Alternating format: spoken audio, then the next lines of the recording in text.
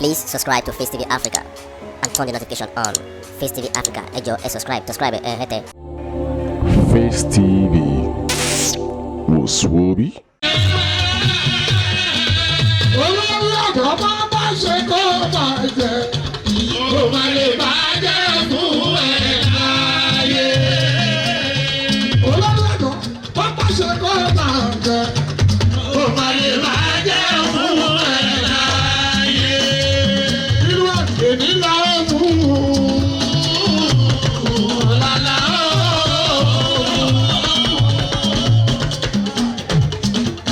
èyí bá kìlú irú ẹ̀ náà.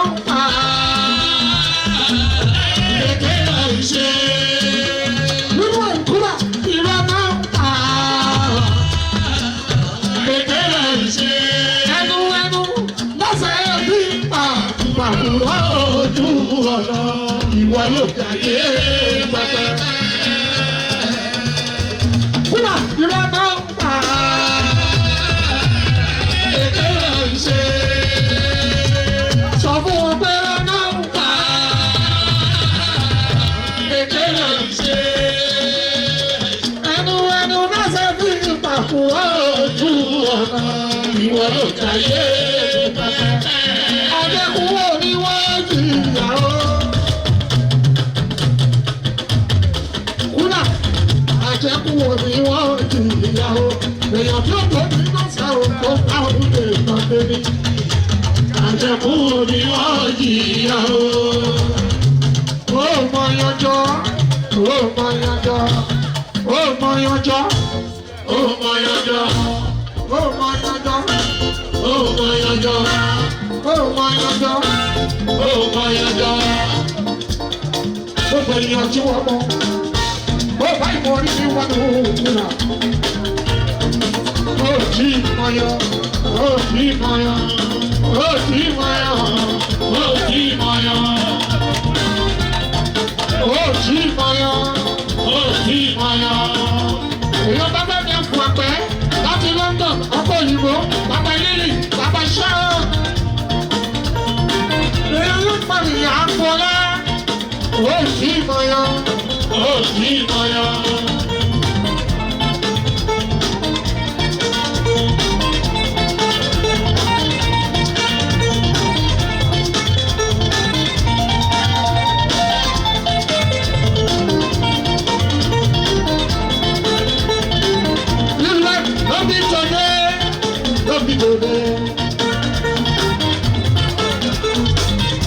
Lílẹ̀ lóbi tòde, lóbi tòde.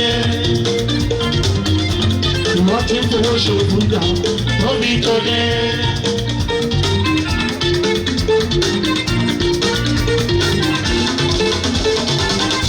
Ẹ̀bá rí nílé wọn nùkúlà, ó tayọ sábò.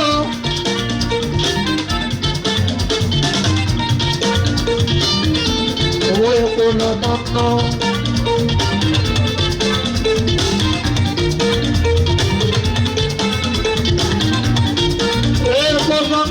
Owó epo lọ mọ́nà. Ìjọba rírí ìwàlú ló tayọ sábò. Rírí ìwàlú kúlà owó epo lọ mọ́nà.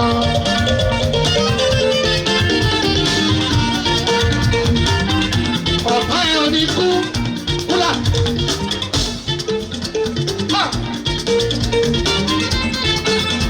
Ọmọ tó ní òmìnirù láyé bí. Èèyàn bá kí ìlú. Ṣojú ọ̀làwọ̀ máa gbé ayé ṣeré. Bàbá ẹ̀ á máa rìn kiri. Wọ́n bá fẹ́ kó tò sílẹ̀, wọ́n bá tẹ́yìn lé lórí o. Olólùdọ̀ lọ́gbọ̀dọ̀ wá kí lọ mọ́ kí ẹ bí iye. Ọmọ lọ́jà fún kábíyèsí. Ààrẹ mú bàbá yòóyè yíká. Ọjọ́ náà máa ń ṣàtẹ̀bí. Àṣírí ẹ̀kọ́ ẹ̀rọ̀bí tún lójú ewé. Ọ̀tá ẹ̀ á máa rìn kiri. Rí níwájú òkúra mi. Lẹ́yìn ọba kìlú.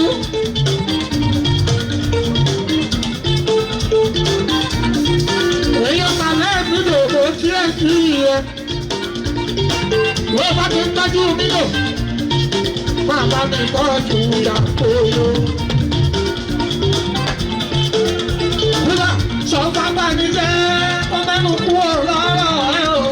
Àkì nínú àláwùrà o. Ìlọrin bàbá mi jẹ́ mẹ́nu kú ọ̀rọ̀ wọn kí ó rí ara wọn.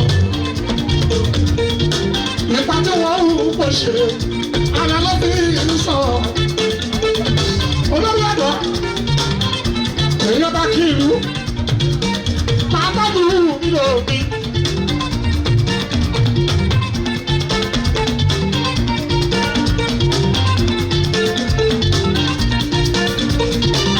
Ó bá mi tọ́jú.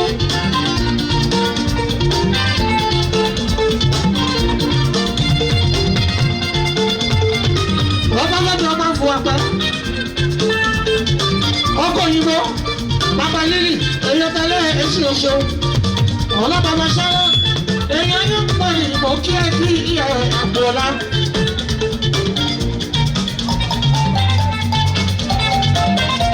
Ọlọ́bàbà ṣẹ́sì, ọba bàbá ṣẹ́sì, ọba ṣẹ́sì, àbáfún ẹ̀ ṣe àfihàṣẹ.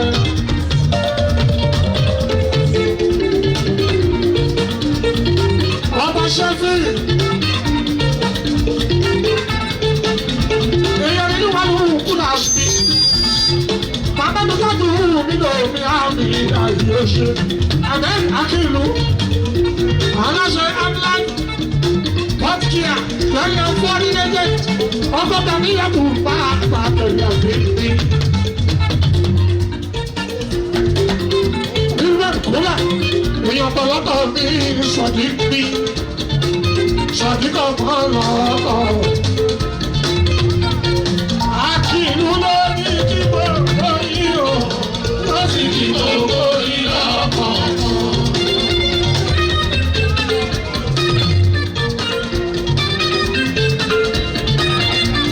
Amẹ́bíyò ló ní kí gbogbo yìí o, ló sì kí gbogbo yìí lọ́kọ̀ọ̀kan. Orí gbogbo yìí bí mi ò rí bárí ṣe mọ́lá. Ọkọ̀ láwọn wọ́ ọ̀rọ̀ kí ẹ. Ìbọ̀lá, bárí ṣe ọkọ̀ láwọn ọ̀rọ̀ sí ní. Ìyá pápá ìlọ́gbọ̀n, àkọ́kọ́ àkùnà. Pẹ̀lú olóko mẹ́nu mi, máa ń bọ̀rọ̀ tí jẹ́ lóko ọ̀fọ̀nà. Nílò. Please subscribe to Face TV Africa and turn the notification on. Face TV Africa, ẹ jọ̀ọ́ ẹ subscribe hete. Face TV was Swoby.